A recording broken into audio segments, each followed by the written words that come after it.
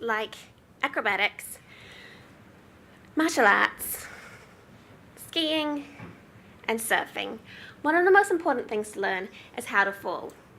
Because as you learn, falling is guaranteed. What you want to do is to avoid damage when it happens. The same is true for product and service design. Because as you go along, you learn and you need to change direction in a big way or a small way. The trick is to be able to do it without damaging your brand, anyone's egos involved, or your customer relationships. This story is about Trade Me Property and how we learned over the course of 3 failures to gradually fail faster and smaller.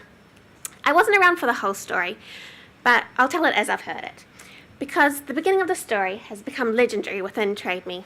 It pretty much is a dire warning for every project, which means that epic fail that we don't ever want to repeat. Oops. It started with a price change. Internally, it didn't seem like a big thing. We just wanted to introduce some more flexibility in our pricing. It ended up being a little bit more expensive for some agents, but Trade Me puts up its prices regularly, and there are always grumbles, and everyone gets over it. So we didn't expect this to happen. We didn't realise how upset Trade Me's agents would get about the price change.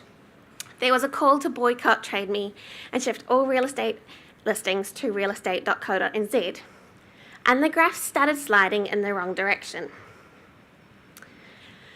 So we did what most companies would do and scrambled to patch up our relationships and do whatever we could to get agencies back on board.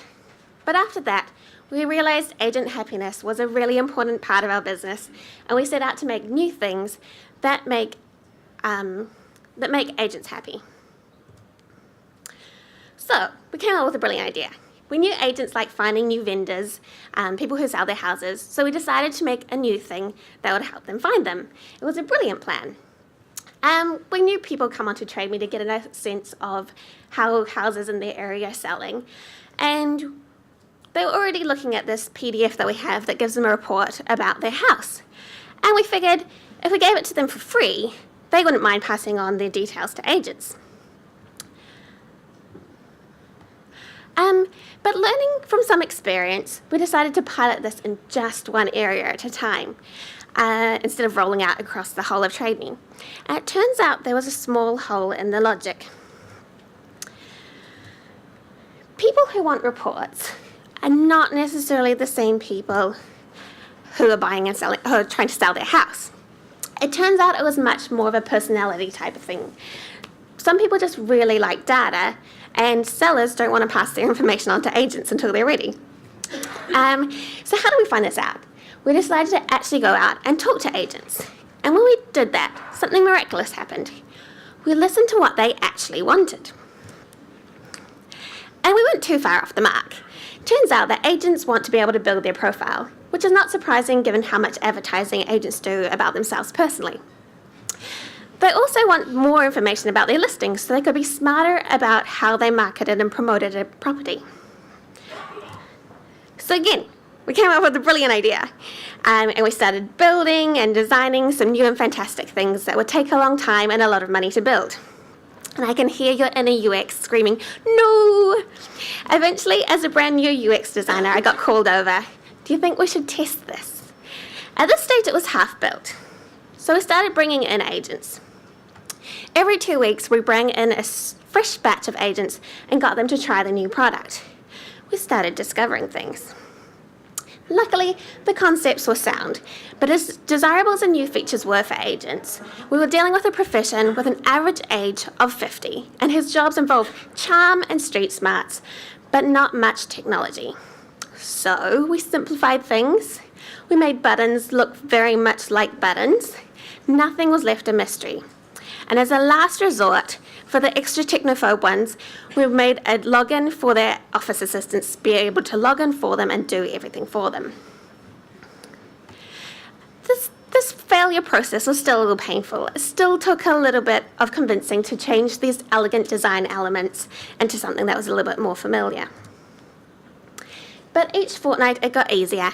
The team knew that we would be testing what was working, and so they slowly let go of things that weren't. It was also surprisingly difficult to test while people were still building. Sometimes a test server would crash right before testing was due to start.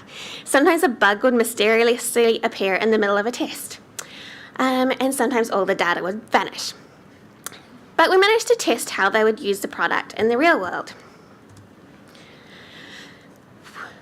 We managed to test the sales and marketing approach as well to see if people understood what the product was and to find out what the key messages were that we needed to get across.